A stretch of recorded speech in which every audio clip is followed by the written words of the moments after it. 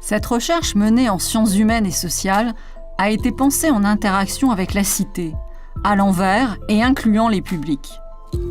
Ainsi, nous avons souhaité organiser une rencontre à la Bibliothèque nationale de Luxembourg avec l'auteur français Jean Rouault, en collaboration avec l'Institut culturel européen Pierre Werner.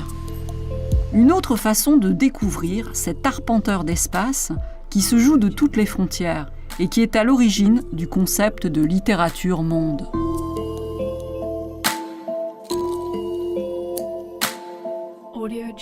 C'était une belle opportunité qui nous était offerte de faire un lien tout simplement entre science et société avec cette soirée ce soir. Et ce n'est pas une tâche facile de présenter Jean Rouault, écrivain, donc je le disais, complet, artiste également, qui expérimente avec beaucoup de bonheur l'art de la frontière, dans tous les sens du terme. Alors peut-être d'abord de Jean Rouault, le grand public, il est vrai, connaît surtout une image, un stéréotype qui reste et qui énerve peut-être, on va en discuter avec lui, celui du kiosquier parisien qui a décroché donc en 1990 le prix Goncourt pour les chants d'honneur. Alors avec votre éditeur, vous vous attendiez à peut-être à en vendre 300 exemplaires et il faut savoir que l'ouvrage a dépassé le million. Donc en quelque sorte, le passage d'une première frontière, je pourrais dire, celle de l'anonymat à la reconnaissance médiatique. Les frontières romanesques, ensuite, que Jean Rouault explore à travers des glissements, des franchissements, d'étiquettes, dès son premier roman, qui est difficilement classable, puisqu'il oscille entre un roman familial, fiction de soi, mémoire, autobiographie, donc une mouvance comme ça générique qui nous est proposée. Mais Jean Rouault ne s'arrête pas là. Il a testé également les frontières de l'essai par un recours, et je le cite, à une fiction pensive, c'est-à-dire critique, réflexive, qui va chercher à dévoiler les coulisses de la création littéraire, tout en interrogeant la figure de l'écrivain. Alors aussi bien dans ses volumes consacrés à la vie poétique que dans d'autres productions. Vous en avez d'ailleurs quelques exemplaires sur la table qui vous est proposée à l'entrée. Vous pourrez ainsi retrouver par exemple L'invention de l'auteur chez Gallimard en 2004 ou encore Misère chez Grasset en 2015. Donc Jean Rouault est également un théoricien de la littérature qui se positionne dès d'ailleurs 2007 autour d'un très beau concept, celui de littérature monde, un manifeste qui sera signé par 44 écrivains avec de grands noms, Édouard Glissant, c'est vrai, Éric Orsenat, Jean-Marie Gustave Leclésio, enfin la liste est très longue, on ne va pas citer les 44 personnes, mais en tout cas qui a créé polémique à cette époque. Et ce qui m'intéressait de savoir, c'est 10 ans après, enfin déjà si tu pouvais revenir peut-être sur cette question de littérature monde, comment vous l'aviez pensé, en termes aussi d'élargissement des frontières, et ça fait 10 ans, donc quel bilan aussi on peut en tirer après ce nombre d'années ? Et ça a fait bouger les choses quand même.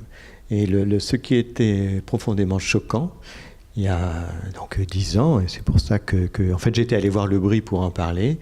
Et donc Michel Lebris, qui est donc le directeur du Festival Étonnant Voyageur, qui est un type qui a, en même temps qu'il faisait une thèse de philo, il est sorti major de HEC. Donc l'organisation, il est redoutable. Et il me dit, on va faire un manifeste, après on va faire une compilation, et puis après on va faire un truc, on va faire... alors c'est extraordinaire, parce que là vous êtes porté par quelqu'un qui va mettre en forme votre réflexion, qui sans lui, peut-être que j'aurais fait dans les pages opinion du Monde, ou un truc comme ça. Mais avec lui, tout de suite, c'est devenu, puis on va regrouper, on va faire un mouvement. Et surtout qu'il y a deux directions dans le manifeste.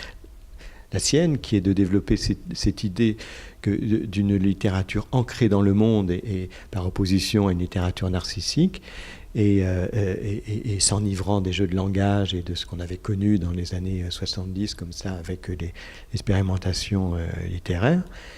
Et puis, cette idée-là, du coup, qui m'était chère et que j'ai développée, que la littérature française n'était plus réductible à à ce qu'on avait appris dans la gare des Michards, c'est-à-dire est réductible au sol français. Et surtout, il y avait ce lien terrible entre la littérature et la nation, et l'État français, qui commence il y a très longtemps, et qu'on a vu se développer. Et il suffit de prendre la gare des Michards, Moyen-Âge, 16e, 17e, 18e, et tout le monde est né, en gros, à part ce pauvre Jean-Jacques qu'on a fait comme s'il n'était pas né à Genève, mais enfin bon, on rapatriait ceux qui étaient compatibles, et Jean-Jacques via la Révolution, puisqu'il était censé y avoir contribué, l'avoir annoncé. Et donc, je fais partie d'une génération qui avait arrivé toute une littérature de langue française qui apportait avec elle un autre imaginaire que l'imaginaire d'Angoulême. Et il y avait eu des auteurs nés ailleurs, adoptant le français. Il y en a toujours eu. Et puis les derniers, on les connaît. Enfin, les derniers, ceux qui avaient marqué la littérature française, c'est Beckett, Ionesco, etc., mais qui n'avaient pas ramené leur imaginaire avec eux. Pour retrouver l'Irlande chez Beckett, il y a notre ami là, qui pourrait en parler mieux que moi, mais enfin, c'est pas dans son théâtre. On a quelques petites choses, mais enfin... il n'a pas écrit Ulysse de Joyce, Beckett, hein, donc en français. Et donc Ionesco, pareil, le théâtre de l'absurde, ou Sioran, qui était qui semblait sortir directement de la littérature du XVIIIe siècle. Donc c'était des gens qui avaient adopté la langue française en prenant avec elle tout ce qui faisait son essence même, à savoir la littérature et la poésie, mais en laissant leur imaginaire à la frontière. Encore une fois, on ne sait rien de la Roumanie dans le théâtre de Ionesco. Et au lieu que là, arrivait toute une littérature qui avait adopté le français comme langue poétique et qui nous ramenait d'autres univers. Alors ça avait commencé, évidemment, il y avait toute la littérature du Maghreb, la littérature de l'Afrique francophone et tout, plus aussi cette littérature du Québec qui était au fond considérée comme une espèce de province exotique comme ça, mais sans lui reconnaître un statut.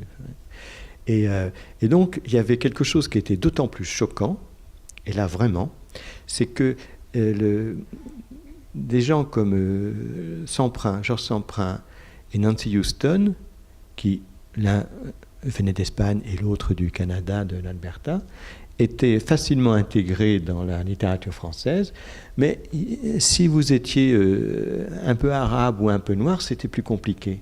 Il y avait une espèce de seconde division de la littérature qui était la littérature francophone. Voilà. La littérature française, c'était en gros la littérature blanche, voilà, et la littérature francophone, moins blanche. Et il y avait même un bon coup qui disait, et encore, nous, c'est même pas francophone, c'est littérature du monde. Hein. Et donc, il y avait une espèce d'ostracisme comme ça qui était extrêmement choquant et qui était d'autant plus insupportable que ce sont des amis pour la plupart, ces gens. Donc, et ça donnait des choses... je me souviens d'Ananda Devi, qui vit à Genève, qui est née à l'île Maurice, dont beaucoup de livres se passent à l'île Maurice, et qui a le malheur pour elle de porter un sari. Et je me souviens à la FNAC de la rue de Rennes, où elle était dans littérature indienne, d'Inde. Enfin, c'était ce genre d'aberration, comme ça. Alors que en plus, Ananda, c'est une très très grande styliste, c'est un grand écrivain. Et puis, que je sache, c'est quasiment sa langue maternelle, le français. Enfin, donc, il y avait quelque chose qui était, choquant, quoi. Vraiment, c'était de l'ordre de la discrimination. Donc, l'idée, c'était de dénouer ce lien de la littérature française à la nation, parce que la littérature française avait été aussi évidemment utilisé comme le bras armé de la nation. Il faut voir la puissance de la littérature française au XIXe siècle, et même jusqu'à la Seconde Guerre mondiale. Après, ça s'effondre. Mais vous avez ça dans Berberova, dans C'est moi qui souligne, elle raconte je crois que c'est Bounine, enfin un des écrivains russes exilés à Paris, qui râle d'être à Paris, trouve les Parisiens cons, les Français cons, la littérature française, etc. Et il y a Berberova qui lui dit, oui, mais il n'empêche, tout ce qui nous a aidés à devenir écrivains, un truc, à bousculer l'ordre du monde, c'est venu de là. Donc il y avait cette idée que la France, à travers sa littérature, et évidemment avec les idéaux de la Révolution, avait essaimé dans le monde comme ça, et que donc pour un écrivain français, c'était normal d'être au centre du monde. Alors, moi, je sais ce que c'est que de ne plus être au centre du monde en étant écrivain français. C'est-à-dire que quand Balzac arrive à Milan en 1836, donc la comédie humaine à 6 ans, donc c'est déjà une méga star, et à Milan, il est obligé de partir par la porte arrière de l'hôtel, il y a une émeute. Même Gide, quand il va en URSS, après il va se mettre à dos avec son retour du URSS, mais il est accueilli comme une star. Un écrivain français, c'est ça. Et alors, avec ces aberrations, vous avez ça dans les carnets de Victor Serge. Donc Victor Serge part au Mexique. Il va d'ailleurs partir sur le même bateau que Breton et Lévi-Strauss, là, ayant embarqué à Marseille grâce à Varian Fry. Et donc il va au Mexique, et il est à Mexico, et on est en 42. Hein, donc la France n'est plus rien en 42, elle n'existe plus. Et il y a Jules Romain qui est là pour parler de la grandeur de la France. Et donc lui, il assiste à ça, à Jules Romain qui est dans la posture du grand écrivain français, qui parle à Mexico de la grandeur d'un pays qui a disparu. Et de la littérature comme française qui éclabousse le monde de toutes ces lumières, et alors que la vraie place aurait été d'être dans le maquis, mais ça c'est d'autres choses. Et donc il y a eu cette permanence comme ça rétinienne, comme de la lumière d'étoiles mortes qui a duré, et puis c'était plus possible de s'illusionner sur cette littérature française, et soudain sont arrivées les colonnes de secours de tous ces écrivains qui avaient adopté le français, qui était pour la plupart la langue de la colonisation, mais d'autres aussi qui l'avaient adopté comme langue poétique. Hein, il y en a beaucoup comme ça, d'Europe de l'Est ou même d'Iran, etc. Et qui nous expliquaient que pas du tout, il ne fallait pas baisser les bras, au contraire, là, ça avait été pour eux, ça on le voit bien là, chez les écrivains algériens, notamment chez Kateb Yassine, le dilemme pour eux d'utiliser le français qui est la langue du colon. Et puis, il y a cette position et que raconte Mabankou, que de prendre le français comme un tribut de guerre. Voilà. Parmi les tribus de guerre, ils ont récupéré le français et ils le renvoient ça comme ça, parce que le français avait été aussi, et Kateb Yassine le dit, et c'était ça le tiraillement, a été la langue d'émancipation. C'est-à-dire que c'est par le français qu'ils avaient, et par évidemment la lecture de tous ces auteurs-là, qu'ils avaient pu élaborer tout ce mouvement qui allait aboutir à leur propre émancipation. Et donc les colonnes de secours sont arrivées, et il y avait eu un préalable à ce manifeste. Mabankou avait fait un texte je ne sais plus où,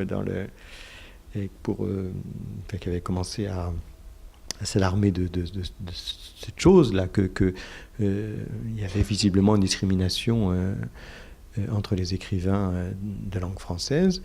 Et puis il y avait eu un interview d'Anna Moy, donc elle d'origine vietnamienne, ou vietnamienne peut-être d'ailleurs, je sais, puisqu'elle vit maintenant moitié en France, moitié en Vietnam, qui avait dit dans un interview pour Télérama à qui on avait demandé quels étaient ces écrivains comme ça, et elle avait dit, je ne sais pas, Proust et Kourouma peut-être, enfin un auteur africain. Et dans l'interview publiée, il n'y avait plus que Proust. Parce que bon, quand même, il y a des références de la littérature française, c'est mieux quand c'est blanc et quand c'est parisien. Il y avait un système de valeurs là, qui était mis en place. Hein. Et donc c'était pour aller contre ça, pour dire qu'il y avait une réalité qui était aussi une réalité formidable pour la littérature de langue française, et qui était cet archipel, pour reprendre le terme de tout monde de glissant, et qui était de penser la littérature non pas comme un centre, la littérature française non pas comme un centre envoyant ses lumières au reste du monde, mais comme un ensemble archipélagique. Et donc c'était ça l'idée du manifeste. Ce qui a fait dans le landerneau parisien, il y a eu des réactions, mais alors que c'était tellement évident en plus, et que même je trouvais gênant les gens qui s'opposaient à ça, parce que du coup il y avait quand même ces contre-exemples avec ce que je citais, Jean Samprin, etc., et Nancy Houston. On voyait bien qu'il y avait quand même deux poids deux mesures. Et donc ça a fait polémique, mais ça a été repris dans toutes les universités, départements français, des universités à l'étranger, notamment aux États-Unis, qui aiment bien ça, comme ça, ce genre de choses. Et avec le temps, maintenant, la FNAC, c'est littérature francophone. Voilà. Donc est tous on a ensemble. Progressé. Voilà. Non, il y a eu des ça a été... non, ça a marché. Mm-hmm. Alors, je ne dis pas que c'est réglé, mais enfin... Oui. Alors malheureusement, on n'aura pas le temps de disserter sur cette polémique autour de la francophonie et de cette littérature monde, parce qu'il nous reste malheureusement peu de temps, mais peut-être quand même 10 minutes avec l'ensemble de la salle pour répondre à des questions, des interrogations que se pose peut-être le public venu nombreux ce soir. Vraiment, je ne vais pas, parce que je sais que... mais pour la francophonie, tu as dit le mot, c'est qu'il y avait aussi... la francophonie, c'est une organisation politique. Et il y avait cette chose, par exemple, qu'il y a beaucoup de francophones en Israël, et que Israël avait renoncé à demander avait demandé son adhésion à la francophonie, et ça lui avait été refusé parce que du coup, si Israël rentrait, il y avait l'Algérie qui se barrait, la Tunisie, le Maroc, le Liban, etc. Donc, il y avait cette idée de la francophonie avec sa dimension politique qui allait évidemment contre ce que l'on voulait mettre en place, quoi. Donc le terme même était très ambigu de francophonie parce que l'OIF était très vexé, enfin, elle a fait de savoir. Enfin, alors, on peut peut-être faire passer un micro.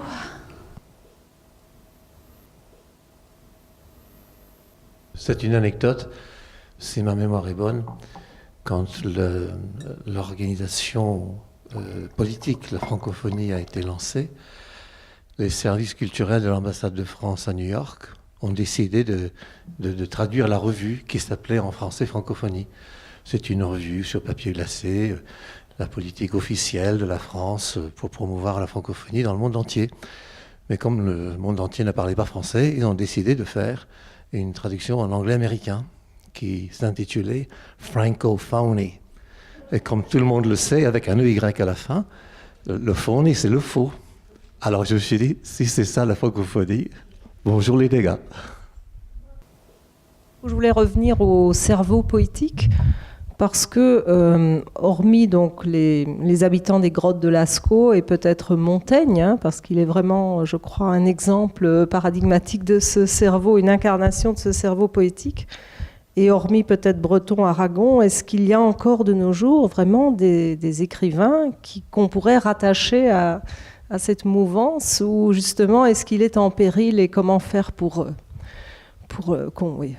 Je crois que Carole l'a dit. Vous êtes militant, est-ce que vous militez vraiment pour... Ah mais le cerveau... je voulais encore dire que dans les sciences humaines aussi, il est menacé, parce que dans les sciences humaines, on a besoin de ce cerveau poétique, de cette pensée latérale, de la pensée complexe d'Edgar Morin, et je sens vraiment qu'elle est menacée. Alors, voilà. Le cerveau poétique n'est évidemment pas menacé.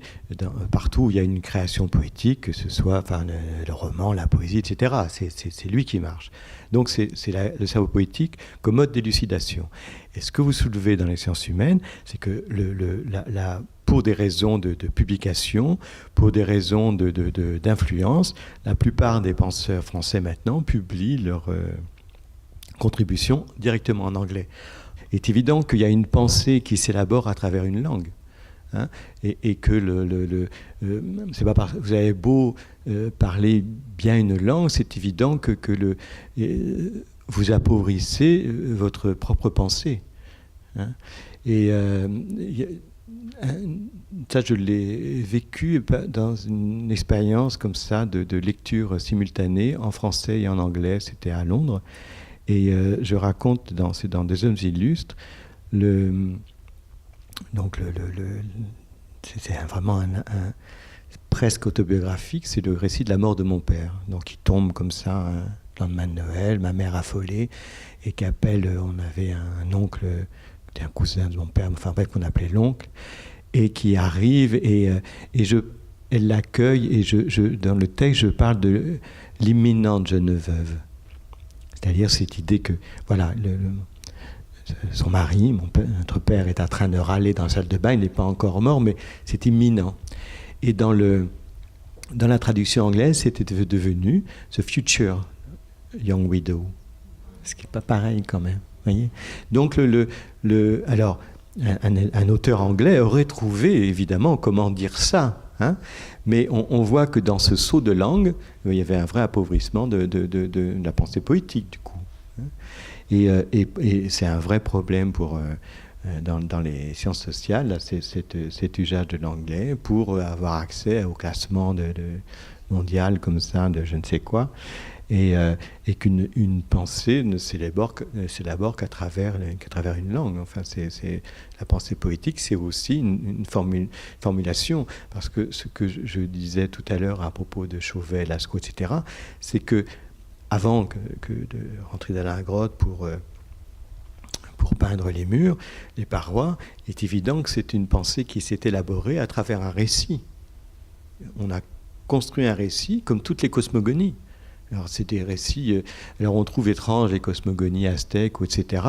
Nous, on a la Genèse, qui est aussi étrange de toute façon, mais simplement on est tellement habitués qu'il y a des créationnistes qui considèrent encore que ça s'est passé comme ça. Donc il y a un récit qui s'est forcément articulé autour d'une langue. C'est cette idée qu'il pourrait y avoir un dessin avant le langage, ça n'a pas de sens. Et que le dessin est la projection d'une pensée organisée à travers un récit qui est forcément quelque chose qui s'est élaboré comme ça il y avait des types qui ont à un moment proposé des solutions, peu à peu ça s'est construit et soudain il y a eu toute une construction comme ça cosmogonique qui a servi pendant 25 000 ans, puisqu'on trouve les mêmes représentations pendant 25 000 ans, ce qui donne une permanence comme ça du récit incroyable. Donc voilà, donc c'est vrai que il n'y a que toute pensée poétique s'élabore à travers une langue, parce que c'est la langue qui favorise cette pensée-là. C'est-à-dire que vous commencez à écrire ou à parler et vous procédez là aussi par association, par analogie dans le texte. C'est le texte qui vous fournit ça. Alors, par exemple, il y a une chose qui est l'histoire de la longue phrase. Une phrase courte, vous pouvez la préméditer. Je suis rentré dans la salle, point.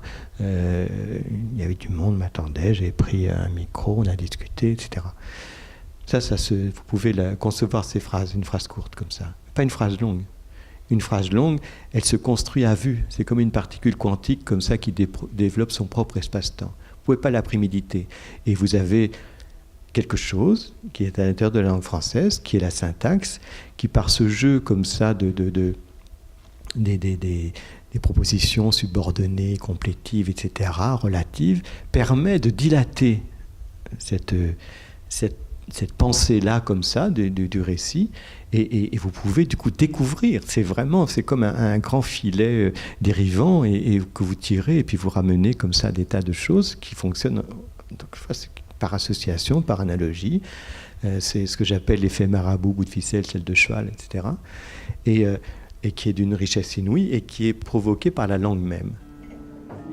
L'espoir qu'on ne demanderait pas mieux que de me laisser dans ce séjour isolé où je m'étais enlacé de moi-même, dont il m'était impossible de sortir sans assistance et sans être bien aperçu, et où je ne pouvais avoir ni communication ni correspondance que par le concours des gens qui m'entouraient, cet espoir, dis-je, me donnait celui d'y finir mes jours plus tranquillement que je ne les avais passés, et l'idée que j'aurais le temps de m'y arranger tout à loisir fit que je commençais par n'y faire aucun arrangement. Ce focus thématique sur les liens entre territoire et littérature marque la fin du programme de recherche La Lorraine des écrivains, qui a permis de mettre en réseau divers opérateurs culturels, avec notamment la création d'un site web assurant une visibilité de la Lorraine sur la problématique du livre. Une géolocalisation de la littérature contemporaine au service de la diffusion des connaissances. Son manteau revient de guerre, l'hiver passe au travers. Ses semelles avalent clous, cailloux et bouts de verre. Sur son visage on peut lire les 7 douleurs de vivre. Il s'accroche à sa bouteille comme un bateau ivre. Ô beau et vilain, ta ligne de vie est un trimar. Toujours en chemin, ton horizon, un grand boulevard. Demain est un autre jour pour un nouveau départ. Mais pour toi, ô beau, en direction de nulle part.